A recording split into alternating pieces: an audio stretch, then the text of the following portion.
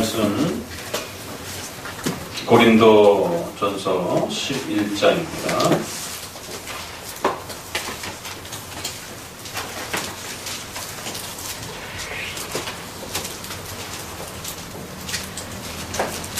(20절부터) (34절까지) 제가 봉독합니다.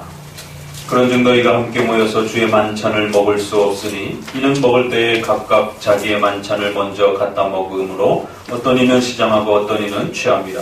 너희가 먹고 마실 집이 없느냐? 너희가 하나님의 교회를 업신여기고 빈궁한 자들을 부끄럽게 하느냐?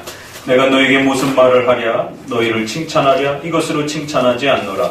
내가 너희에게 전한 것은 주께 받은 것이니 곧 주 예수께서 잡히시던 밤에 떡을 가지사 축사하시고 떼어 가라사대 이것은 너희를 위하는 내 몸이니 이것을 행하여 나를 기념하라 하시고 식후에 또한 이와 같이 잔을 가지시고 가라사대 이 잔은 내 피로 세운 새 언약이니 이것을 행하여 마실 때마다 나를 기념하라 하셨으니 너희가 이 떡을 먹으며 이 잔을 마실 때마다 주의 죽으심을 오실 때까지 전하는 것이니라. 그러므로 누구든지 주의 떡이나 잔을 합당치 않게 먹고 마시는 자는 주의 몸과 피를 범하는 죄가 있느니라. 사람이 자기를 살피고 그 후에야 이 떡을 먹고 이 잔을 마실지니 주의 몸을 분변치 못하고 먹고 마시는 자는 자기의 죄를 먹고 마시는 것이니라. 이러므로 너희 중에 약한 자와 병든 자가 많고 잠자는 자도 적지 아니하니 우리가 우리를 살폈으면 판단을 받지 아니하려니와 우리가 판단을 받는 것은 주께 징계를 받는 것이니 이는 우리로 세상과 함께 죄 정함을 받지 않게 하려 하심이니라. 그런즉 내 형제들아 먹으러 모일 때에 서로 기다리라. 만일 누구든지 시장하거든 집에서 먹을지니 이는 너희의 판단받는 모임이 되지 않게 하려 함이라. 그 남은 것은 내가 언제든지 갈 때에 귀정하리라. 아멘. 오늘은 성찬과 관련된 특별 또 말씀을 진행하도록 합니다. 우리 등록식을 통해서 함께 참여하는 귀한 첫 성찬에 참여하는 성도들을 위해서도 그렇고 또 기존의 성도들에게도 끊임없이 또 이 성찬에 대한 교육이 또 부지런히 반복적으로 살펴져야 할 필요가 있습니다. 성찬은 워낙 잃어버린 이 심각한 한국교회의 상태를 생각해 보게 되면 어려서도 성찬에 대해서 단 한 번도 배워본 적도 없고 어른이 되어서도 여전히 성찬에 대해서 들어본 적도 없고 성찬도 자주 행하지도 않고 이러기 때문에 더더욱 성찬의 의미가 무엇인지를 반복적으로 부지런히 배워가셔야 됩니다. 세례는 유아 세례처럼 그 세례의 의미를 알지 못해도 그 부모의 신앙 고백으로 참여하는 이런 신비로움이 있습니다. 그러나 아무리 세례를 받은 믿음의 신자의 자녀라 할지라도 성찬의 의미를 제대로 교육받지 못하면 절대로 그 아이들을 성찬에 입교 전까지는 참여시키지 않습니다. 이것이 장로교의 법입니다. 왜냐하면 성찬은 반드시 이해하고 깨닫고 배운 자만이 이 성찬에 참여할 수 있기 때문에 그런 것입니다.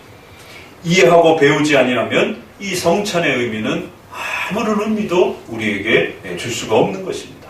그래서 일정한 이제 성장에 이르면 입교식을 거쳐서 또 성도들도 열심히 또 신앙 교육을 통해서 성찬에 참여할 수 있는 자격과 수준을 갖추게 되면 성찬에 임할 수 있는 길을 또 그렇게 허락해 주는 것입니다. 앞서서 우리가 봄에도 몇 달 전에도 성찬을 한번 이 본문을 가지고 소개를 드렸습니다. 그때는 주로 그 내용에 대해서 좀 더 집중적으로 소개를 드렸고요. 오늘은 앞뒤 소개되어 있는 이 성찬의 준비와 또 그 참여 자세와 성찬의 후기에 대한 이러한 부분들을 함께 또 살펴보면서 고린도전서의 전체적인 내용들을 배워가 보도록 합니다. 이 성찬은 좀 더 집중적으로 공부를 해야 되기 때문에 프린트물을 우리 대우리 문답에 있는 그 부분들을 그냥 한 구절 한 구절 잘 읽어가면서 워낙 소중하고 귀한 표현들이기 때문에 이 표현들을 자주 읽고 자주 또 이해하고 또 암송하고 또 소리내어서 읽고 이러면서 반복적으로 이 소중한 표현들을 끊임없이 새기셔야 됩니다. 성찬이 왜 이토록 우리 장로교에 있어서 중요합니까? 성찬은 교회의 표지, 진짜 교회와 거짓된 교회를 구별할 때 우리가 말씀, 십계명이라든가 기독교 기초 교리에 기초해서 바르게 성경을 강해해 주는 것을 우리가 말씀에 참된 선포다 이렇게 표현합니다. 그래서 말씀이 바르게 가르쳐지는 것, 수많은 설교들이 있지만 그것이 다 설교가 아닌 것입니다. 성경의 이 사도신조를 통해서 이후에 2000년 동안 지켜왔던 기독교 교리에 맞춰서 바르게 설교해 주는 것, 그것이 참된 설교가 되는 것입니다. 두 번째, 올바른 성례전 집행. 성례전도 가짜 성례전이 있고 바른 성례전이 있는 것입니다. 그래서 로마 가톨릭과 같은 미사와 이런 부분들에 대해서는 엄중하게 거절을 했던 것이고, 또 기독교 안에도 약간 모자르고 좀 부족하고 이러한 또 성찬관들이 있습니다. 그래서 루터파에서 소개되었던 이러한 공제설, 또 제세례파라든가 또 쯔빙글리라든가 이러한 스위스 지역에서 초기에 이렇게 소개되었던 단지 상징과 기념으로만 생각했던 또 그런 부분들, 아주 틀린 건 아니지만 그럼에도 불구하고 뭔가 부족한, 그래서 결국에는 제네바를 중심으로 해서 칼빈의 이러한 또 수고들을 통해서 이 영적 임재설이라고 하는 이 소중한 성찬의 의미들을 다시 보강하고 다시 성경 전체를 들여다보면서 채워넣는, 그래서 결국 아주 중요한 성찬의 올바른 개념들을 영적 임재설이라고 하는 형태로 정립해 주었고, 그것이 지난 500년 동안 우리 장로교 안에서 지켜져 온 것입니다. 이처럼 올바른 성례전 집례, 그 다음에 권지, 은혜의 수단으로서 말씀, 성례, 기도, 그리고 권징의 절차에 있어서도 가벼운 권징인 훈계, 그리고 좀 더 무거운 권징인 성찬 중지, 그리고 마지막 세 번째로는 출교, 이렇게 권징의 3대 절차에 있어서도 아주 중요한 또 위치를 차지하고 있을 정도로 성찬은 우리 장로교인들에게 있어서 아주 필수적인 그러한 요소입니다. 그래서 우리는 장로교는 예배를 둘로 크게 나누기도 합니다. 말씀 중심의 예배, 그 다음에 성례 중심의 예배, 이렇게 크게 둘로 나누어서 구별할 정도로 성례의 또 한 부분인 성찬은, 또 성례는 어쩌다가 이렇게 행할 수 있고 대상자가 있을 때만이 행하는 것이기 때문에 그렇게 자주 반복할 수가 없습니다. 그러나 성찬은 얼마든지 교회가 정해서 매주 할 수도 있고 매달 할 수도 있고 또 2달에 한 번씩 할 수도 있고, 이렇게 얼마든지 자유롭게 반복적으로 할 수 있기 때문에 훨씬 성찬의 그 의미가 비중성이 큽니다.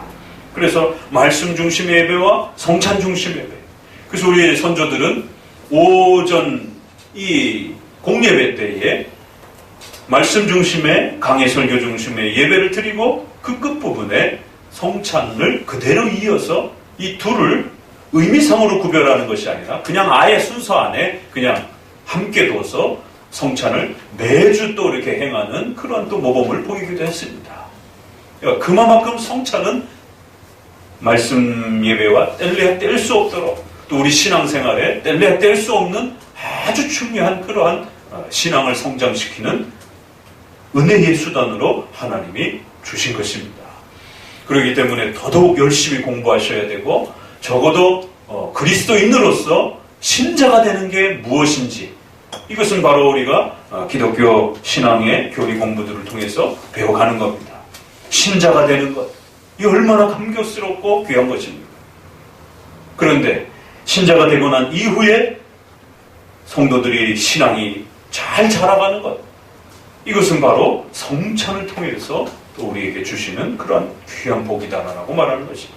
그래서 한편으로는 신자가 되는 부분에 있어서, 또 한편으로는 성도가 자라가는 부분에 있어서, 이렇게 한편으로는 세례를 통해서, 한편으로는 성찬을 통해서 이렇게 시작과 성장의 이 중요한 두 원리를 우리에게 가르쳐주고 있는 것입니다. 장로교인이 장로교회가 지켜왔던 이 소중한 질서들을 전혀 이해하지 못하고, 그것이 왜 그토록 소중한지 또 지켜가려고 하지도 않고 이러한 심각한 오늘 우리 시대의 이 부패와 또 타락들을 더욱 가슴 아파해야 하고 하나님이 우리에게 주신 부분들을 어떻게 회복할 것인지에 대해서 가정에서도 그렇고 또 교회에서도 그렇고 또 자기 자신에게 있어서도 끊임없이 또 물으셔야 됩니다. 권사는 장로교 직분이 아닙니다. 감리교 직분입니다. 지금은 장로교 안에도 다 들어와 있어가지고 마치 여성 직분에 있어서 가장 상위 직분이 권사인 것처럼 이렇게들 많이들 오해하고 계셔서 마치 교회 안에서 권사 직분을 받는 것을 굉장히 큰 무슨 이렇게 직함을 받는 것처럼 이렇게 점점점 자꾸만 직분이 계급화되어져 가고 또 형식화되어져 가는. 그런데 놀라운 건 또 장로는 우리 장로교회의 고유한 제도인데 감리교회도 장로가 있고 순복음교회도 장로가 있고 참 이게 웃을 수도 없고 울을 수도 없는 참 희한한 일들이 벌어진 거죠. 장로교 찬송은 절대로 함부로 음을 너무 과도하게 높인다든가 템포를 빠르게 끌고 가거나 이렇게 하지 않습니다. 고신 교단에서는 전통적으로 찬양하면서 예배의 노래에 있어서 박수를 치게 되면 큰일 납니다. 징계받습니다. 그런데 오순절 스타일의 순복음교회와 감리교회 찬송들은 박수를 안 치면 은혜가 없는 것처럼 그렇게 취급을 합니다. 성격이 너무 다르죠. 같은 기독교인데도 불구하고 그 기독교의 개념과 신앙의 방식에 따라 이렇게 차이가 나는 것이에요. 한쪽에서는 그걸 은혜라라고 생각하지만 한쪽에서는 그걸 은혜라 생각하지 않는 것이에요. 대신 또 우리는 성찬은 은혜의 수단으로서 장로교인들은 정말 사모해야 하고 그 성찬에 참여하기 위해서 늘 노력해야 하고 또 살펴야 되고 또 자녀들을 성찬에 이르도록 열심히 교육해야 하고 그래서 성찬이 공포가 된 그 달이나 그 주간에 있어서는 혹시라도 자녀들이라든가 또 부모에게 있어서도 함부로 죄를 짓지 않도록 서로 잘 돌아보면서 그렇게 우리 자신을 절제하고 또 죄로부터 더욱 보호하는 성화의 수단으로 그렇게 삼기도 하는 것입니다. 그래서 장로교인들에게 있어서 성찬이란 너무 복되고 귀한 것처럼 그렇게 사용되어져 갑니다. 성찬에 참여하지 못하는 것을 굉장히 큰 수치로 여기게 되고 성찬에 금지당하는 것을 굉장히 마음 아파하고 그 성찬에 참여하지 못하고 이제 바라만 보는 그러한 모습들을 너무너무 안타까워하며 다음번 성찬에는 꼭 참여해야지 하고 또 자기 자신을 다짐하고 또 회개하고 반성하는 이러한 소중한 신앙의 수단입니다. 그런데 감리교나 오순절에서는 성찬 아무렇지도 않게 생각해요. 번거롭게 생각합니다. 오히려 교회에서 없애려고 합니다. 오히려 제2의 성령 세례라라고 그러면서 첫 세례인 물 세례와 같은 이러한 성례를 아무런 의미도 없는 무가치한 걸로 취급하고 오히려 두 번째 세례라라고 하는 불세례라라고 하는 방언 세례라라고 하는 무슨 희한한 종교 체험하는 그런 것을 세례라라고 그러면서 그걸 성령 세례라라고 용어를 붙여가지고 세례와 성찬과 같은 전통적인 성례는 다 무시해버리고 새롭게 만들어진 그러한 성례론에 열광하고 있고 그거를 가지기 위해서 온갖 노력을 다합니다. 너무 달라요. 그렇기 때문에 다시 한번 장로교인이 된다라고 하는 것은 무엇인지 왜 우리가 감리교나 오순절이라든가 성결교라든가 이런 부분에 있어서 비록 이단이라고 하지는 않지만 수준이 너무 떨어지는 기독교의 모습을 가지고 있다라고 비판을 하는 것입니다. 여러 기독교의 분파 중에 장로교가 사도들이 물려준 그 신앙의 체계를 가장 건강하게 잘 보존하고 있다라고 말을 하는 것입니다. 사도들이 물려준 그런 예배 모습은 어떤 것이었을까? 이렇게 질문을 던지는 겁니다. 사도들이 물려준 교회의 예식은 과연 뭘까? 막 소리 지르고 막 박수치고 이런 것이 성령 세례인가? 사도들은 그런 모습들을 볼 수가 없습니다. 사도들이 물려준 설교는 어떤 설교일까? 그냥 막 배꼽 잡고 웃고 세상 얘기나 하다가 20분 안에 뚝 끝나는 그런 게 사도들이, 초대 교부들이 물려준 설교인가? 그렇지 않습니다. 교부들의 설교들은 1시간 이상씩 성경을 차근차근히 설명해 줍니다. 그래서 아이들이 못 알아들으면 집에 돌아가서 가장이 아이들을 앉혀놓고 오늘 목사님을 통해서 들은 설교 말씀이 뭔지 물어보고 또 아이들이 오해를 못했으면 또 가르쳐주고. 그러니까 사도들의 그 예배와 신앙생활의 모습은 어떠했을까? 초대 교부들은 이렇게 물어 들어가는 것입니다. 그럼 그것이 중세 1000년 동안 타락하고 변질되었을 때 어떤 형태로 망가졌는가? 그리고 종교개혁을 통해서 다시 회복되었을 때 어떤 모습이었는가? 벌써 종교개혁만 해도 500년 전이기 때문에 도대체 루터와 쯔빙글리와 칼빈과 같은 이러한 종교개혁의 선구자들이 우리에게 회복시켜준 이 소중한 기독교의 모습은 어떤 것이었을까? 물어야 됩니다.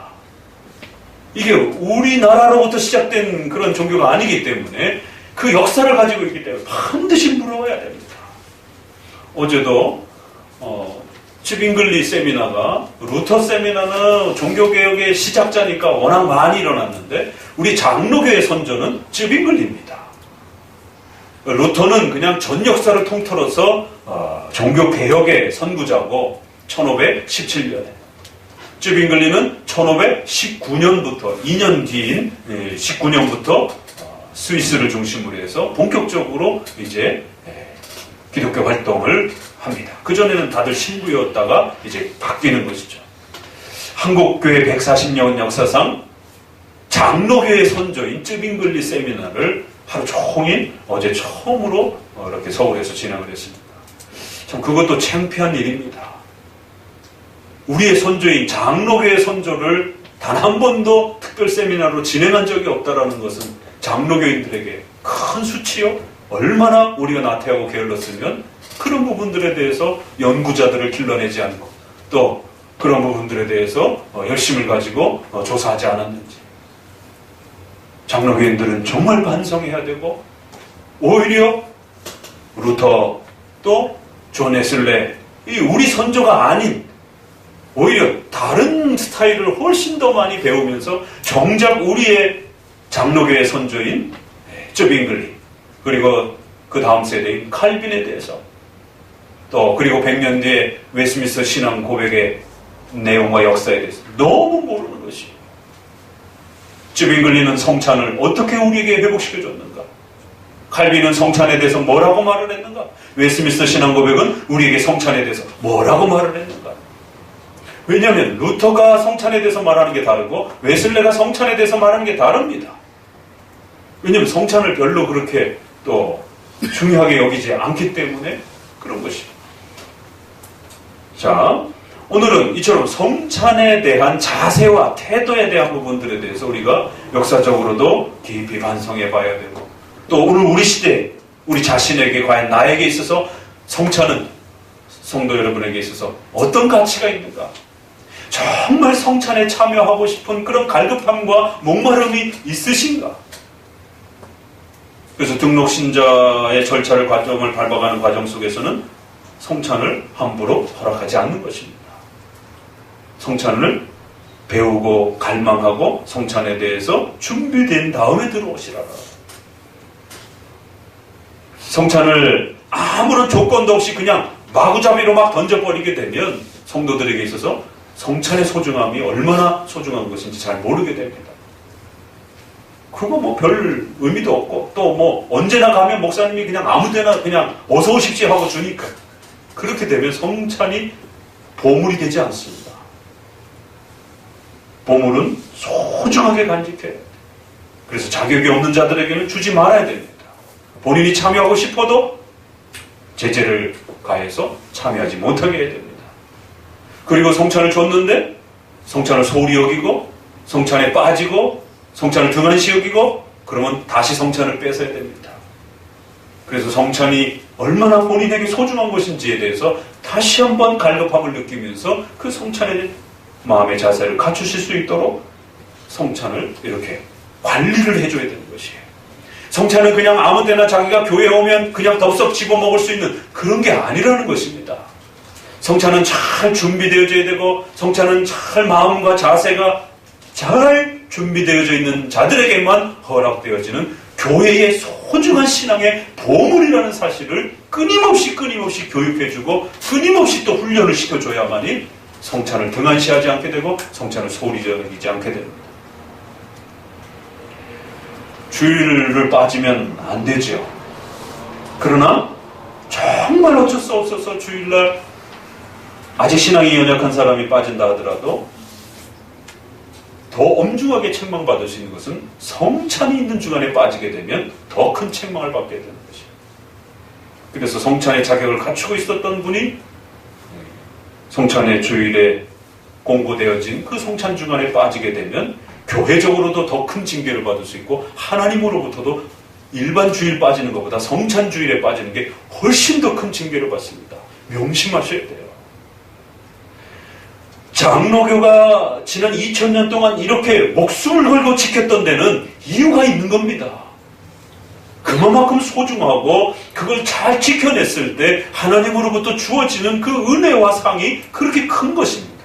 이계명도 그렇게 잘 지켜냈을 때 상과 벌에 대한 부분이 선명하듯이 이 주일 성수, 특별히 주일 성수 안에 가장 하이라이트가 되는 말씀 중심의 예배와 성찬 중심의 이러한 예배를 잘 지켜냈을 때 그것이 공식적으로 하나님 앞에 바쳐지는 예배가 되는 것입니다. 그래서 그 예배를 통하여 하나님 앞에 성도들이 복을 누리기도 하고 또 징계를 받기도 하고 그러는 것입니다. 그래서 성도들에게 선언되어진 그런 공고되어진 성찬의 주간이 이제 결정이 되어지게 되면 스케줄들도 조정하셔야 되고 혹시라도 집안에 어떤 그런 일들이 생기지 않도록 미리미리 그 주간을 피해서 이렇게 날짜도 조정하고 자신의 개인적인 스케줄도 좀 조정을 하고 여러 각도로 그렇게 긴장하셔야 되는 거죠. 오늘 이제 이러한 성찬의 그 자세와 태도에 대한 부분에서 우리가 함께 좀 더 깊이 들어가서 보도록 합니다. 이 고린도전서에서도 이처럼 앞부분에서 뒷부분에서 두 번에 걸쳐서 성찬에 대한 엄중한 그 자세와 태도에 대한 부분을 엄중하게 경고합니다. 이 고린도 교회가 이 성찬을 이제 처음 배우다 보니까 역시 고린도 교회도 성찬을 이제 어떻게 잘 진행해야 되는지 잘 몰라서 실수를 많이 하는 것을 보게 됩니다. 그래서 앞부분에 보게 되면 성찬을 참여를 하게 되는데 이 밥을 먹지 않고 오신 분들이 시장하다 보니까 배가 고프다 보니까 성찬의 그 떡을 너무 많이 먹게 되는 주로 목사님이 이렇게 떼어주는 방식도 있지만 또 목사님이 먼저 장로님이나 이렇게 교회 직분자들이 먼저 성찬을 먹고 나면 차례대로 자유롭게 성도들이 이렇게 떼어 먹고 포도주를 마시는 것이에요. 포도주를 마실 때도 이렇게 큰 잔에다가 이렇게 따라 놓기도 하고 또 빵을 큰 덩어리로 이렇게 놓기도 하기 때문에 앞에 오는 분들이 자유롭게 성찬을 참여하다 보면 너무 많이 먹게 되는, 그래서 뒷사람들은 먹을 게 없는 이런 일들이 지금 바로 그런 상황입니다. 그래서 뒷사람들이 성찬에 참여하지 못하게 돼요. 이 이야기를 듣고 바울이 심각하게 아주 대노했습니다. 어떻게 성찬을 이렇게 무시하고 성도들에게 무례히 행할 수가 있느냐. 이것은 하나님을 업신여긴 행위다라고 이렇게 책망을 합니다. 또 앞부분에 보게 되면 너희가 하나님의 교회를 업신여기고 더 나아가 빈궁한 자들을 부끄럽게 했다. 그래서 너희들을 절대로 칭찬할 수 없고 오히려 꾸중하고 책망을 들어야 된다라고 하면서 이렇게 성찬의 질서가 잘 지켜지지 않게 된다면 성찬이 무질서해지게 되고 성찬이 망가지게 되고 그렇게 되면 하나님의 교회가 업신여김을 당하는, 그리스도께서 주신 목숨을 맞바꾸어서 주신 이 소중한 성찬이 함부로 막 취급되어지게 돼요. 여러분들이 집안에 부모님이 또 할아버님이 이렇게 가업으로 뭐 또 중요한 어떤 징표로 남겨준 그러한 집안의 소중한 그러한 유산과 관련된 이런 부분들도 함부로 굴리지 않고 부모님이 물려주고 돌아가실 때 물려준 거라고 해서 소중하게 그렇게 간직하는데, 하물며 예수님께서 십자가에 죽으시면서 우리에게 남겨주시고 만들어주신 이 소중한 이 성찬을 그렇게 막 발로 짓밟듯이 그렇게 성찬을 무질서하게 집행하게 되면 하나님에게도 이건 엄청난 무례함이 되고, 또 뒤에 참석하지 못하는 사람들에게도 엄청난 무례함이 된다는 것이에요. 그렇게 성찬을 무가치하게, 무례하게, 무의미하게 막 참여하게 되면 어떤 일이 벌어진다라고 경고합니까? 고린도전서에서, 신약에서 우리가 성경을 읽는 중에 아주 두렵고 떨리는 그러한 몇 구절들이 있습니다. 특별히 더. 그런데 오늘 본문에 따라붙은 훈계가 유독 더 그렇습니다. 27절, 28절, 29절은 이제 대우리문답과 관련해서 좀 보고요. 그 결과와 관련해서 소개될 때, 이러므로 너희 중에 약한 자, 질병이 걸린 거예요. 병든 자. 그리고 성경은 주로 죽는 걸 잠잔다라고 많이 표현합니다. 성찬에 무가치하게 그렇게 함부로 해서 성찬 때문에 벌을 받아 죽은 자들이 있다라는 거예요. 우리가 우리 자신을 잘 살폈다라면 이런 벌을 받지 않았을 텐데, 성찬을 함부로 행해서 이런 벌을 받았다라는 거예요. 결국 우리가 벌을 받는 것은 주께 징계를 받는 것이, 더 큰 징계와 정죄함을 받지 않도록 하나님께서 그렇게 우리를 징계하신 것이다 라라라고. 이건 결코 가벼이 읽을 수 있는 그런 본문이 아닙니다. 성찬의 이 질서와 내용들을 소홀히 여김으로 인해서 고린도 교회 성도들이 질병도 걸리고, 또 질병에 약한 자와 병든 자 이렇게 나눠서 그 질병에도 좀 가벼운 질병이 있고 심각한 질병이 있고, 더 나아가서는 그 질병으로 죽는 자들도 발생이 될 정도로 질병의 경중이 3번에 걸쳐서 이렇게 나눠질 정도로 아주 엄중한 책망을 받았다 그럽니다. 그리고 그 책망조차도 세상의 불신자들에 견주어서 불신자들처럼 그런 지옥의 벌을 받지 않도록 하나님이 미리 징계하신 것이다라고 하면서 하나님의 엄중한 책망으로서 고린도 교인들이 어떤 벌을 받았는지 소개하면서, 모든 후대의 교회들이 성찬을 잘못 참여했을 때 어떤 벌을 받을 수 있는지, 육신적 질병의 벌을 받을 수 있습니다. 경제적인 어려움과 재산상의 손실을 당하실 수 있습니다. 또 자녀들의 교육과 또 이런 부분에도 책망을 받을 수 있습니다. 남편이 사업을 하고 직장 다니는 데 있어서 이런 심각한 고통을 겪을 수도 있습니다. 여러 가지 우리가 알 수 없는 그러한 엄중한 벌을 받을 수 있다라고 경고하는 것입니다.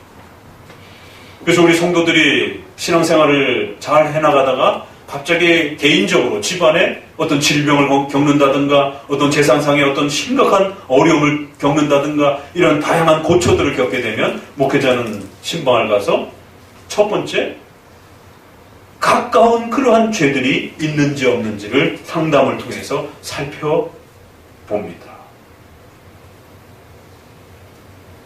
그래서 십계명과 기독교 교리의 기본적 내용의 원칙들을 가지고 그 성도의 신앙 상태를 살펴보면서 직접적으로 범한 죄가 없는지를 잘 살펴주고, 그래서 잇따라면 발견되면 속히 그 부분들을 회복할 수 있도록 도와주는 겁니다. 그러나 가깝게 다가오는 그런 어떤 죄의 문제가 발견되지 않는다라면 좀 더 성도들의 성화의 훈련적 목적으로 그런 고난이 찾아올 수도 있는 것이, 욥기서처럼 때로는 사탄이 공격하기도 합니다. 그리고 더 나아가서는 우리가 알 수 없는 하나님의 깊은 섭리의 계획 속에서 또 고난이 일어나기도 합니다. 이렇게 성도들의 삶 속에 찾아오는 고난은 무조건적으로 죄 문제로 연결한 것은 아니지만, 그래도 첫 출발은 그 죄로부터 조사에 들어가는 것입니다. 그리고는 성화, 그리고는 사탄의 공격, 그리고 섭리의 목적. 이게 웨스트민스터 18장에 나온 성도가 고난받을 때 네 가지의 그런 목적과 이유로 고난받는다라고 하면서 성경 전체의 고난의 그런 목적과 내용을 네 가지로 정리를 합니다. 그런데 이러한 부분들을 보통 교회에서는 첫 번째로만 모든 걸 적용하는 것이, 성도가 아프다? 뭔 죄를 졌구만. 성도가 직장을 잃었다? 뭔 죄를 졌구만. 이렇게만 대입하는 것이에요. 그러나 우리 장로교에 있어서는 하나님의 작정과 섭리 속에서 네 가지로 그렇게 살펴조사에 들어가는 것입니다. 고린도전서는 가까운 그러한 원인이 되어서 죄의 문제가 발생이 된 것입니다. 성찬을 잘못 참여하고 또 그렇게 관리한 것입니다. 그래서 성찬의 질서를 지키지 않고 성찬을 마구잡이로 함부로 참여하면서 사람들을 부끄럽게 하고 마치 그게 식사인 것처럼 성찬에 와서 잔뜩 시장기를 해결하고, 벌써 이 정도의 문제가 발생됐으면 여기에서 고린도전서에서 나오지 않는 더 구체적인 이런 이야기들은 우리가 충분히 추론해 볼 수 있는 거예요. 성찬 때 오지도 않고 또 와서도 그냥 배가 고프니까 그냥 잔뜩 밥처럼 먹고, 배가 부르니까 또 성찬 또 예배에서 또 잔뜩 졸고, 안 그렇겠어요? 우리가 이 하나만 봐도 벌써 두루두루 옆으로 발생할 수 있는 여러 가지 성찬과 관련된 그런 실수들을 보게 되는 겁니다. 또 그리고 오늘 우리들에게 있어서도 또 역시 성찬을 소홀히 여기고 잘못 취급하는 또 다양한 면들도 더불어서 생각해 보셔야 됩니다. 그럼 오늘 우리는 어떤 성찬에 대한 잘못들을 행하고 있는가? 첫 번째, 성찬이 뭔지 모르죠. 영적 임재설의 개념이 모르는 거예요. 공부를 해본 적이 없으니까. 두 번째, 그나마 있는 성찬도 잘 참여하지도 않지요. 나태함과 게으름, 성찬에 참여하는 것에 대해서 귀찮아하는 이러한 도면들. 그리고 세 번째, 하나님이 주시지 않은 다른 성례를 갈급해야 하는, 정작 하나님이 주신 것은 회복시키지 않고 유지하지 않고 오히려 다른 성찬이나 다른 성찬 유사한 그러한 성례들을 찾아가려고 하는 오늘날의 이러한 엔터테인먼트 같은 이런 쾌락적이고 재미를 유도하는 그러한 예배의 수단들을 갈급해하고 있는 것입니다. 그래서 요즘엔 아예 강대상도 다 없애버리고 여기를 무대처럼 꾸며놔가지고 많은 사람들이 나서 노래도 하고 춤도 추고 성찬 빼곤 다 하는 것이에요. 성찬과 설교 빼곤 다 하는 것입니다. 우리는 성찬과 설교가 가장 중요한 것이었는데 오늘 우리 시대의 이 열린 예배라고 하는 형태는 성찬과 설교 빼고는 다 할 수 있는 것이에요. 고린도 교회가 하나님 앞에 벌을 받았던 그 이유를 들여다보셔야 되고, 도대체 뭐 때문에 고린도 교회가 이 정도로 벌을 받았는가? 하나님께서는 우리가 조금 실수했다라고 해서 바로 막 다리 몽둥이를 부러뜨린다든가, 갑자기 막 사경을 헤매는 병이 걸린다든가, 전 재산을 잃어버린다든가 그렇게 하진 않습니다. 하나님 아버지시기 때문에 우리가 이 계명에서도 본 것처럼 그 상과 벌을 잘 조절해 주셔서 그 성도들이 감당할 수 있는 그 시험 안에서 이렇게 또 성장해 가도록 하십니다. 그런데 이 고린도 교회에서는 죽음으로 징벌을 하는 것이에요. 그만큼 비중성이 굉장히 컸다는 것을 보게 됩니다. 그냥 약하게 징계하고 넘어갈 수 있는 그런 수준이 아니다라는 것이에요. 다윗과 바세바의 범죄로 인해서 그 첫 자녀가 죽습니다. 하나님의 징계가 얼마나 무서운 줄 아셔야 돼요. 비록 카톨릭처럼 우리는 그것을 보석이라라고, 죄의 값이다라라고, 구원받기 위한 죄값으로 하나님이 그렇게 그 자녀를 죽였다라고 그렇게 해석하지는 않습니다. 그러나 우리는 상벌의 개념에서 성화적으로는 해석하는 것입니다. 다윗에게 그 간음의 죄가 얼마나 무서운 것인지를 하나님이 본보기로, 그래서 그 이후로 평생 동안에 두 번 다시 그러한 죄를 범하지 않도록 엄중하게 교훈으로 가르치기 위해서 첫 자녀를 생명을 거두어 가신 것이에요. 하나님께서는 성도들의 죄를 결코 가벼이 여기지 않습니다. 용서하시는 하나님이기도 하지만 그 용서가 절차를 따라서 분명하게 집행이 되기 전까지, 또 그리고 교회의 질서가 함부로 어지럽혀지면서 하나님의 이 소중한 명예와 하나님의 권위가 실추되지 않도록 하나님은 엄중하게 또 징계하시면서 용서하시는 것이지, 그냥 아무 일 없었던 것처럼 그저 말로만 그렇게 용서하시는 건 아니에요. 고린도 교회에 바로 오늘 이 성찬에 대한 이런 무질서와 무가치하게 여겼던, 또 소홀히 여겼던, 게으르게 여겼던 이런 성찬에 대한 많은 자세들에 대해서 아주 강하게 그렇게 경고했고, 또 실제적으로 그러한 죽음에 이르는 그러한 질병과 고통들을 겪으면서 성도들이 벌을 받는, 만약에 이게 한두 사람이었으면 이렇게 성경에 기록될 정도까지로 그렇게 올라지는 않았을 것입니다. 이게 고린도 교회 편만의 상당히 많았다라는 것이에요. 그래서 그 심각성을 전체 교회를 향하여 경고하는 차원에서 그렇게 오늘 고린도 교회의 이 문제들을 아주 심각하게 그렇게 소개합니다. 그러면서 이제 27절, 28절, 29절 같이 한번 읽어봅니다. 그러므로 누구든지 주의 떡이나 잔을 합당치 않게 먹고 마시는 자는 주의 몸과 피를 범하는 죄가 있느니라. 사람이 자기를 살피고 그 후에야 이 떡을 먹고 이 잔을 마실지니 주의 몸을 분변치 못하고 먹고 마시는 자는 자기의 죄를 먹고 마시는 것입니다. 그래서 주님의 몸과 피를 우리에게 주시는 이 성찬을 함부로 소홀히 여기게 되면 예수 그리스도를 짓밟고 무시하는 그런 죄가 발생될 수 있다라고 경고합니다. 자기의 죄를 먹고 마신다. 이런 표현이 어떻게 가벼운 표현입니까? 굉장히 무거운 표현입니다.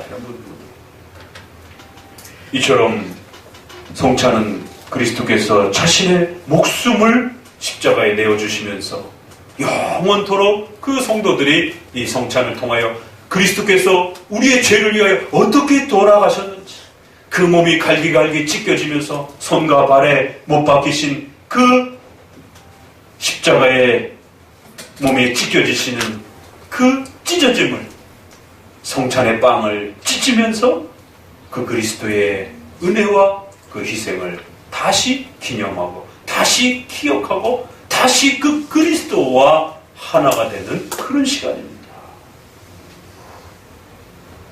그래서 성찬이 진행될 때는 멀뚱멀뚱 다른 데 이렇게 쳐다보거나 그러시면 안 됩니다. 목회자가 빵을 찢을 때 목사님이 찢는 것이 아니에요. 바울이 빵을 찢을 때 바울이 찢는 게 아닙니다. 교회적 질서, 예수님이 정해주신 그 질서를 따라서 빵을 찢게 되면 그 6월절 때에 그렇게 그리스도께서 빵을 찢어서 제자들에게 주신 것처럼 그리스도로부터 이것은 내 몸이다 라고 그렇게 여러분이 동일하게 받으신다는 것이에요. 예수님은 직접 주실 수도 있고 이렇게 간접적인 질서의 형태로도 얼마든지 그분은 신이시기 때문에 직접 주는 것과 같은 그런 효력들을 얼마든지 행하실 수 있다는 것이에요. 그래서 빵이 찢겨질 때 그리스도께서 그 몸이 우리의 죄를 사하시기 위하여 갈기갈기 찢겨지시는, 온몸이 뼈마디가 찢겨지시는 그리스도의 찢겨지는 몸을 우리는 또 그 성찬을 집중해서 바라보면서 그렇게 또 참여하는 것입니다. 포도주가 부어질 때에 그 그리스도의 피가 한 방울 남김없이 우리의 죄를 사하시기 위하여 아낌없이 그렇게 흘려지신 그 그리스도의 피에 그 감격스러운 은혜들을 다시 또 그 피가 흘려지는 그 모습을 보면서 십자가에 희생하시고 우리를 대신하여 죽으신 그리스도의 죽음과 또 희생을 우리는 마음에 담는 것입니다. 그리고는 이제 그 찢어진 빵이 우리 입을 통해서 우리의 배로 들어갑니다. 그러면 또 영의 양식, 이제 의미가 또 다른 형태로 바뀌는 것이. 그래서 성찬은 처음에는 그리스도의 십자가의 죽음과 그 은혜를 우리에게 이렇게 보여주면서 또 더 나아가서는 부활하시고 승천하셔서 그 백성들을 지켜내시며 한순간도 떨어짐 없이 그리스도의 신부된 그 자녀들을 지켜내시고 우리를 위하여 기도하시며 우리에게 끊임없이 힘을 공급해 주시는 그리스도의 은혜와 그 그리스도의 하나됨을 또 누리는 은혜로 넘어갑니다. 그래서 한편으로는 찢겨지고 흘려지는 그러한 성찬의 모습을 보여주면서 또 한편으로는 인간에게 있어서 먹을 것이 없으며 빵이 없으면 굶어 죽는 것입니다. 음료를 마시지 아니하면 인간은 갈증 때문에 굶어 죽는 것이. 그래서 이제 두 번째로는 영의 양식이라고 하는, 신자는 반드시 먹고 마시며 살아야 된다라고 하는 이러한 인간의 본능에 대한 그 양식의 그 모습을 다시 한번 그리스도로 그렇게 상징적으로 대입해 주면서 우리 신자들은 그리스도와 연합하지 아니하면, 그리스도와 동행하지 아니한다라면, 그리스도와 함께하지 않는다라면 우리의 영혼은, 우리의 영적 생명은 메말라가고 병들어간다는 것이죠. 그래서 그 빵을 먹으면서 그리스도의 몸을 우리가 먹고 마시면서 우리의 영혼이 살찌운다라고, 우리의 심령이 더 건강하게 성장해 간다라고 하는 영의 양식으로서, 또 그 피를 마실 때에 그리스도의 피를 우리의 그러한 영의 양식으로서 그렇게 또 그리스도의 은혜를 누리는 것입니다. 그래서 먹으면서 마시면서 충분히 그 성찬의 그 질감들을 느끼는 것입니다. 우리는 보지 않고 하나님을 믿어야 됩니다. 하나님은 보이지 않는 분이기 때문에.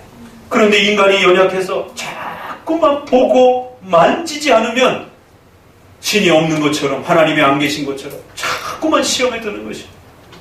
그래서 하나님은 자신이 영이신 그 하나님의 본질을 훼손하지 않는 범위 내에서 먹고 마시고 만짐으로써 신에 대한 이러한 감각적인 은혜를 우리가 최소한의 형태로 그렇게 누릴 수 있도록 감각적인 그러한 수단을 우리에게 준 겁니다. 그래서 성찬에서는 충분히 감각적인 것을 느껴야 돼요. 이런 면에서 가톨릭은 동그란, 맛도 느낄 수도 없이 그냥 녹아버리는 이러한 동그란 이 형태의 빵을 사용하는 것이 문제가 되는 것입니다. 오늘날은 이런 개념이 없다 보니까 어느 교회 가니까 세상에 이러한 그 얇은 그 전병을 가지고 웨이퍼를 사용하는 그런 기독교 성찬도 봅니다.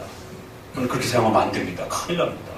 이건 먹는, 씹는 그런 개념이 있기 때문에 반드시 질감을 느끼면서 먹을 수 있도록, 그리고 포도주를 마실 수 있도록, 그래서 먹고 마실 때는 그 질감을 깊이 느끼시는 것이 첫 번째는 보시는 겁니다. 두 번째는 충분히 입으로 타고 우리의 뱃속으로 들어오면서 양식으로서 들어오는 그 질감을 충분히 느끼시는 것이. 그러니까 집중하셔야 됩니다. 성찬에서는. 첫 번째는 교리를 통해서 성경을 잘 공부하셔야 되고, 두 번째는 이제 성찬에 그 배우대로 참석하셔가지고 잘 집중해서 보시고, 또 그리고 나서는 그 한 요소에 참여하면서 그 질감들을 충분히 느끼시는 것이. 왜? 성찬은 감각해 주신 것이기 때문에. 자, 이제 이러한 부분들을 좀 몇 가지로 읽어가면서 정리해 보도록 합니다. 168문 읽어봅니다. 제가 먼저 읽습니다. 성찬이란 무엇인가? 다 성찬은 예수 그리스도께서 제정하신 대로 포도주를 주고받음으로써 그의 죽으심을 보여주는 신약의 성례이다. 성찬의 자리에 참여하는 자는 주님의 살과 피를 먹고 마심으로써 영적 양식을 먹고 은혜 가운데 자라며 주님과의 연합과 교제를 확신하고 하나님께 대한 감사와 헌신과 신비로운 몸의 지체로서 서로 사랑과 교제를 증거하고 새롭게 하는 것입니다. 성찬은 예수님이 만들어 주신 것입니다. 그의 죽으심을 보여주는 신약의 성례입니다. 그래서 성찬에 바르게 합당하게 참여하는 사람들은 주님의 살과 피를 먹고 마심으로 영적 양식이 되어집니다. 그렇게 되면 이제 우리는 주님과의 그 연합과 교제, 주님과 하나 되어지는 이 신비로운 신비로운 그 은혜들을 누리게 됩니다.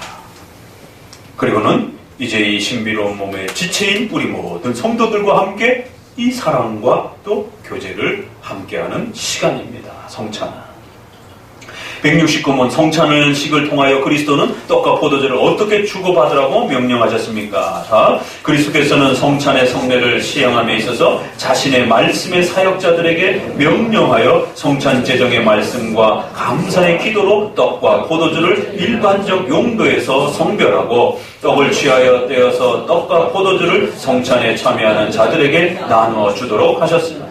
또한 수찬자들은 동일한 주님의 명령을 따라 그리스도의 몸이 그들을 위하여 찢겨지고 주어졌으며 그가 피가 흘리신 것을 감사히 기억하면서 떡을 취하여 먹고 포도주를 마시라고 하셨습니다. 이게 이번에 최종적으로 저희 교단에서 번역 작업한 좀 더 깊이 번역 작업한 표현입니다. 그래서 이 표현을 잘 간직해 두시고 읽으세요. 성찬이 성찬되려면 반드시 5개가 있어야 된다라고 말합니다. 말씀의 사역자. 그래서 여자 목사가 주는 성찬은 성찬으로 취급하지 않습니다. 여자 목사가 주는 세례는 평신도가 주는 걸로 취급하기 때문에 세례받은 걸로 인정하지 않습니다. 장로. 말씀의 사역자는 바로 합당하게 직분에 임명을 받은 남자 목사를 말하는 것이에요. 요걸 제외하면 4가지가 되고 요거까지 포함하면 5가지가 되는 겁니다. 두 번째, 성찬 제정의 말씀. 성찬이 어떤 목적으로 우리에게 명령되었는지를 고린도서나 복음서를 통해서 반드시 성찬과 관련된 구절을 읽어주고 그 목적과 만들어진 의미를 설명해 줘야 된다는 거예요. 세 번째, 떡과 포도주를 성별해야 된다는 겁니다. 일반 떡과 포도주지만 이제 말씀을 따라서 반드시 이제 떡과 포도주를 구별하는 그러한 기도를 해야 한다라고 말합니다. 네 번째, 떡을 취해서 떼어주고, 5번째, 포도주를 나눠주는 것. 요 5가지가 있어야만이 성경적 성찬이 되는 것입니다. 이 중에 어느 것이라도 빠지게 되면 성찬이 올바른 성찬이 되지 않습니다.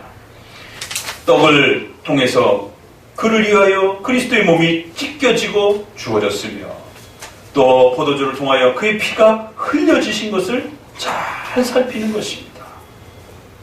자, 170문 성찬에 합당하게 참여하는 사람들은 이 예식을 통해서 그리스도의 몸과 피를 어떻게 먹고 마십니까? 읽어봅니다. 주의 성찬에서 그리스도의 몸과 피가 떡과 포도주 안에 함께 혹은 아래에 물질적으로나 육체적으로 임재하는 것이 아니고, 이건 루터파이의 공제설이라고 하는 그런 형태입니다. 다음, 그 외형적 도구들이 받는 자들의 외부 감각에 실제로 느껴지듯이 참으로 그리고 실제적으로 믿음으로 받는 자들에게 영적으로 임재합니다. 그러므로 성찬의 성례에 합당히 참여하는 자들은 물질적으로나 육체적으로 아니고 영적으로 그리스도의 몸과 피를 받아 먹고 마시는 것입니다.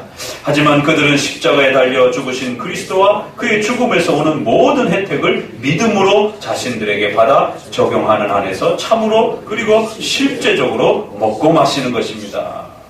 이것이 이제 영적 임재설의 핵심 설명입니다. 그래서 물질적으로, 육체적으로 떡과 포도주가 진짜 예수님의 살과 피처럼 바뀐다라고 생각하는 로마 가톨릭의 화채설처럼 생각하면서 참여해도 안 되는 것이고, 또 그 비슷하게 떡과 포도주 안에 옆에 예수님이 오신 것처럼 그렇게 생각해도 안 되고, 반드시 떡과 포도주는 상징적 도구로서 우리가 참여하는 것입니다.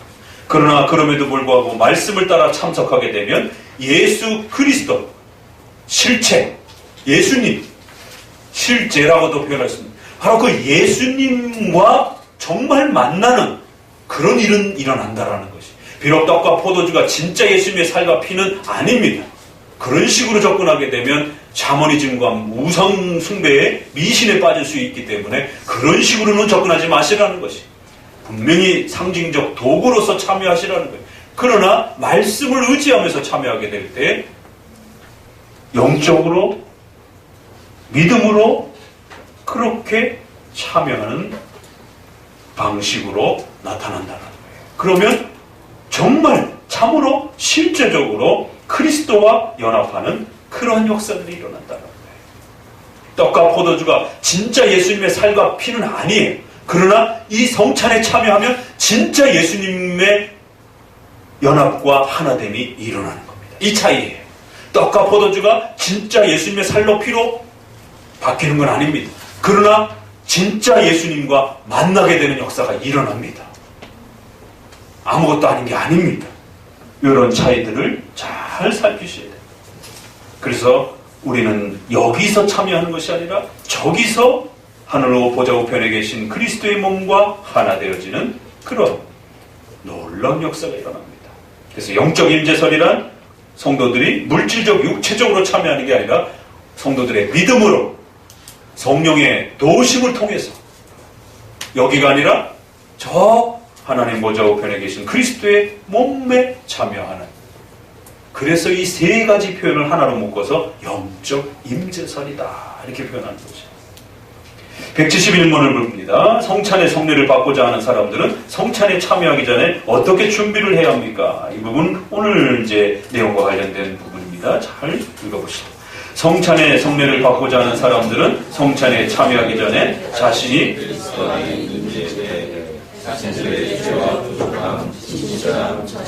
지식과 믿음과 회개의 분량에 대해서 자신을 살핌으로써 준비해야 한다. 또한 그들은 하나님과 형제들에 대한 사랑, 모든 사람을 향한 자비, 자기에게 잘못한 사람들을 용서하고 그리스도를 따르고자 하는 갈망함과 그들의 새로운 순종을 검토함으로, 그리고 깊은 묵상과 간절한 기도와 이런 은혜들의 실행을 계속 새롭게 함으로 성찬 준비를 해야 합니다.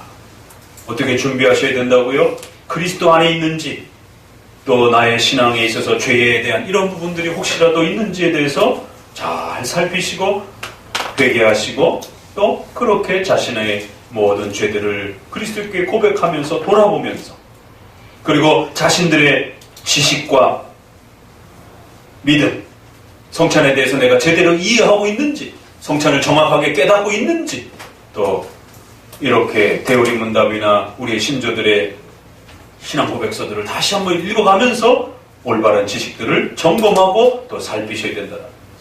그리고 이제 성찬에 참여할 때는 믿음에 대한, 자신의 신앙에 대한 부분들을 살펴야 되지만, 성찬은 교회로서 참여하는 것이기 때문에 반드시 자신에게 잘못한 사람들을 용서하고 서로가 교제하고 사랑하는 그러한 그리스도의 피로 하나 되어지는 그러한 교회로서 참여하는 것이기 때문에, 혹시라도 성도들하고 다투거나 불편한 부분들이 있다면 이 성찬에 참여하시면서 여러분 안에 반드시 그 성도들과의 불편한 부분들을 해소하시고 또 내려놓으시고 또 하나님 앞에서 그런 부분들을 철저히 끊어내셔야 된다는 거예요. 왜 이런 표현이 들어가 있을까요? 성도들이 많이 모이기 때문에 끊임없이 서로가 오해가 발생이 되기도 하고, 또 성도들이 많은 교제 속에 살아가다 보면 다투기도 하고 또 갈등을 일으키기도 하고, 오늘 이 고린도 교회의 이 1장에 보게 되면 바울파, 게바파, 아볼로파 해갖고 고린도서 그러면 주제가 그냥 싸움이에요. 그렇게 기억하시면 됩니다. 고린도서의 주제 그러면 분쟁, 싸움. 그래서 제발 싸우지 말라라고 하는 게 결론은 끝이 납니다. 성찬에서도 또 이렇게 싸우는 거예요. 싸움의 종류가 여러 개입니다. 1장에서 세례 갖고 싸우는 거예요. 누구한테 세례 받아야 되는가, 이걸 갖고 싸우다가 오늘 11장에서는 또 성찬에 참여를 하면서 또 나중에 참여한 사람들을 막 부끄럽게 만들고, 이런 다양한 방식으로 성도들의 싸움과 분쟁들이 일어납니다. 그래서 성도들은 성찬에 참여할 때마다 혹시라도 내가 성도들하고 혹시라도 다툰 건 없는지, 불편한 관계 있지는 않는지, 그럼 먼저 스스로가 성찬에 참여할 때 그리스도의 피로 맺은 가족과 사랑하는 가족들이라고 하는 이 고백을 다시 기억해내시면서 그리스도의 피로 하나 되어진 이 소망을 다시 한번 회복하시면서 내가 잘못했던, 상대방이 먼저 잘못을 했던 용서하는 마음을 회복하시고 용서하시고 이 성찬에 그렇게 참여하는 거예요. 그리고 성찬 참여가 끝나고 나면 살짝 찾아가서 내가 지난번에 좀 세게 말했지? 미안합니다. 이렇게 한마디 하시면 되는 거예요. 그래야 또 교회가 화목해집니다. 우리가 뭐 술 한잔 먹고 화해합시다 이럴 수도 없잖아요. 성도들은. 그러니까 성찬에 참여하시고 난 다음에 성찬에 참여하기 전까지는 막 분하고 막 화가 나갖고 내가 더 억울한 것 같고 막 여러 가지 갈등이 있을 수 있어요. 그러나 성찬에 그리스도의 피에 참여하다 보면 누가 더 잘못했는지, 내가 더 잘못한 건지, 상대방이 잘못한 건지 잘 모르게 되는 겁니다. 그리스도의 피로 우리가 다 한 가족이라고 하는 그 강렬한 그리스도의 사랑을 서로가 다시 회복하면서 먼저 찾아가서 내가 미안합니다 라고 말하는 것이, 그러면 또 얼마든지 교회가 화해가 되고 성도들이 싸우지 않게 되면 교회는 건강해지고 튼튼해지게 되고 강력한 힘을 발휘할 수 있는 것입니다. 그래서 이제 새로운 또 교회를 세워가고자 하는 순종을 다짐하면서 그렇게 성찬을 준비해가는 겁니다. 172문, 자신이 그리스도 안에 있는지 혹은 성찬에 합당한 준비가 되어 있는지를 의심하는 자도 성찬에 참여할 수 있습니까? 답, 자신이 그리스도 안에 있는지 혹은 성례에 합당한 준비가 되어 있는지를 의심하는 사람도 비록 그분에 대한 확신이 아직 없을지라도 그리스도에 대한 진정한 관심을 가질 수 있어요. 만약 그가 이런 결핍을 매우 염려하여 그리스도 안에 발견되고 악에서 떠나기를 간절히 원한다, 그는 하나님 보시기에 준비가 되어 있는 것입니다. 그런 경우 악하고 의심하는 신자들조차도 도움받을 수 있도록 약속이 주어진 것이며 또한 성례가 제정된 것이기 때문에 그는 자신의 불신앙을 애통하고 의심을 해결하도록 노력해야 합니다. 그렇게 함으로써 앞으로 더욱 신앙을 강화하기 위하여 성찬에 참여할 수 있을 뿐 아니라 반드시 참여해야 합니다. 성찬에는 두 가지 극단이 있습니다. 하나는 너무 자격 조건을 너무 높게 놓는 거예요. 그래서 웬만해서 성찬에 참여할 수가 없어요. 이렇게 하면 문제가 됩니다. 성찬은 연약한 성도들을 위해서 그 연약함을 보호하기 위해서 준 건데 자격 조건을 너무 높여놓게 되면 그 연약한 성도들이 참여를 할 수가 없는 것입니다. 최근에 우리 개혁교회 안에 또 이렇게 청교도를 좋아하시는 이런 분들이 너무 회개의 조건을 강하게 높여놓는 이러한 또 폐단들을 보게 됩니다. 굉장히 위험한 겁니다. 성찬은 원래 연약한 자들이 참여하라고 주는 겁니다. 완전한 자가 참여하는 게 아니에요. 거꾸로 또 성찬을 또 아무에게나 막 줘도 또 문제가 되는 것이죠. 한쪽은 너무 안 줘서 문제가 되고 한쪽은 너무 막 남발해서 줘갖고 문제가 되는 것이죠. 그래서 그 적정선을 잘 지키면서 그렇게 연약한 성도들이 성찬에 참여해서 위로받고 용기를 내어 다시 신앙이 강화될 수 있도록 그렇게 관리를 해줘야 된다는 거예요. 173문, 신앙을 고백하고 성찬을 받고 싶어하는 사람에게 성찬을 못 받게 할 수도 있습니까? 답, 신앙을 고백하고 성찬을 받고 싶어하는 사람 마음이 있을지라도 무지하거나 잘못된 일이 드러나면 그들이 가르침을 받고 변화되기까지는 그리스도가 자신의 교회에 맡기신 권세로 그들로 하여금 성찬을 못 받게 할 수 있고 또 반드시 못 받게 해야 합니다. 교리문답을 읽을 때는 그 아주 강조되는 그런 표현들을 잘 읽으셔야 됩니다. 어떤 조건일 때 제재를 받는다고요? 무지했을 때, 성찬에 대해서 교육받지 못했을 때. 두 번째, 개인적인 생활 속에서 어떤 특별한 죄에 범죄했을 때, 잘못된 일이 일어나게 되면 여러분 스스로가 성찬에 반성하는 차원에서 이번 성찬에서는 자기 스스로 결단하고 참여 안 하셔도 됩니다. 또 당회가, 목사님이 그 죄를 발견하고 참여하지 못하도록 공적으로 제재할 수도 있는 것입니다. 그래서 개인이 사적으로 반성하는 차원에서 참여를 안 하셔도 되고 또 교회가 공적으로 제재를 해서 참여하지 못하도록 가르침을 받고 변화되기까지 교회에 맡기신 그 권세를 따라 교회 질서를 따라 잘 조율이 되어야 됩니다. 173은 성찬의 성례를 시행할 때 그것을 받는 자들에게 요구되는 것이 무엇입니까? 이제 실제로 들어갔을 때 여러분이 참여하면서 어떻게 해야 되는가 읽어봅니다. 성찬의 성례를 받는 자들에게 요구되는 것은 그것을 시행하는 동안에 모든 거룩한 경외심과 집중력을 가지고 집중하셔야 된다는 거. 그 규례에서 하나님을 바랄 것입니다. 성례의 도구들과 동작을 부지런히 따르고 주의 몸을 주의 깊게 분별하고 그의 죽음과 고난을 정성스럽게 묵상하며 그 은혜가 왕성하게 역사하도록 자신들을 강화시켜야 합니다. 그리고 자신을 살펴서 죄를 슬퍼하고 그리스도에 대하여 진정으로 줄이고 목말라 하고 믿음으로 그리스도를 받아먹고 그의 충만을 받으며 그의 공로를 의지하고 그의 사랑을 기뻐하며 그의 은혜에 대하여 감사하고 하나님과의 언약과 모든 성도들에 대한 사랑을 새롭게 해야 합니다. 그 곤면에 따라붙은 그런 부사들이라든가 이런 부분들이 아주 주의를 집중시키고 있습니다. 자, 175문 성찬의 성례를 받은 후에 그리스도인들의 의무가 무엇입니까? 받은 후도 또 잘 살펴야 됩니다. 자, 성찬의 성례를 받은 후에 그리스도인들의 의무는 그들이 성찬의 성례에서 어떻게 행동했으며 여러분들이 성찬에 어떻게 참여하면서 행동했는지 잘 살피셔야 된다는 거예요. 스스로 어떤 열매를 거두었는지를 신중히 생각해야 합니다. 만일 그들이 소생함과 위로를 받았으면 하나님을 찬송하며 이 은혜의 계속됨을 간구하며 다시 이 은혜에서 떨어지지 않도록 주의하며 성찬 등한시하게 되면 성찬을 통해서 받는 은혜가 떨어집니다. 중단됩니다. 그러면 성도들은 심각하게 영적인 곰핍함이 찾아옵니다. 그래서 성찬이 중요한 거예요. 이 은혜에서 떨어지지 않도록 주의하며 다음 맹세한 것을 실천하며 이 예식에 자주 참여하도록 힘써야만 합니다. 그러나 그 당시에 아무런 혜택을 얻지 못했다면 성례를 위한 준비와 거기에 임하는 자세를 더 정확히 검토해야 할 것입니다. 여러분의 죄 때문에 그런 은혜의 충만함이 없을 수 있다는 거예요. 첫 번째. 두 번째는 또 계속 읽어봅니다. 만일 그들이 두 가지에서 하나님 앞과 자신의 양심에 비추어 떳떳하다면 적절한 때에 그 열매가 나타날 것을 믿고 기다려야 합니다.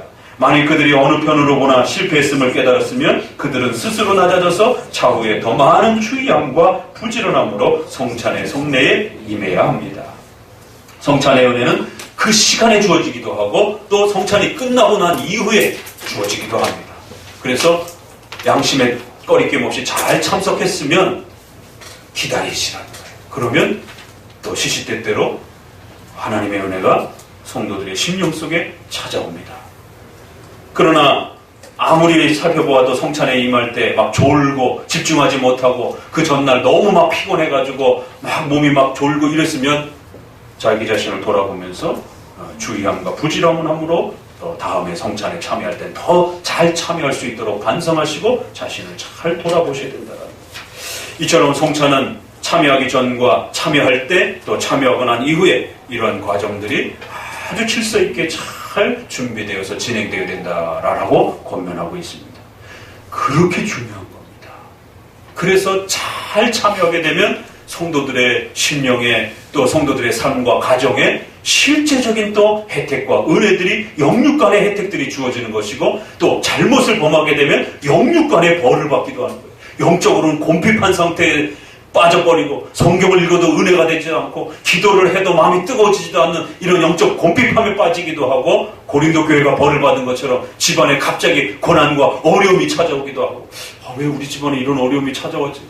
모르는 거예요. 왜 이런 어려움이 찾아왔는지.